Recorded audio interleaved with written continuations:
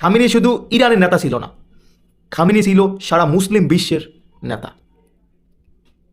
আমাদের এই মুসলিম বিশ্বের জন্য খামেনিকে অনেক অনেক প্রয়োজন ছিল। শত্রুপক্ষ এটা বেশ ভালো করে জানতো, এই জন্য আমাদের নেতার প্রাণ নিয়ে নিয়েছে। শত্রুপক্ষ মনে করতেছে যে আমাদের নেতার প্রাণ নেওয়ার পর তারা সফল হয়ে গেছে। না, আমরা মুসলিম জাতি, আমাদের রক্তে আছে লড়াই সংগ্রাম।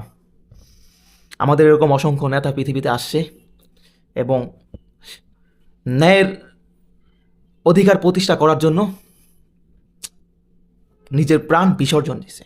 সুতরাং এগুলো আমাদের কাছে নতুন কিছু না।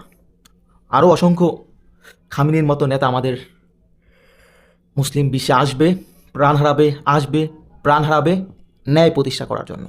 সুতরাং তোমরা এই যাত্রায় সফল হইলেও মনে রাখবা, খেলা এখনও বাকি আছে।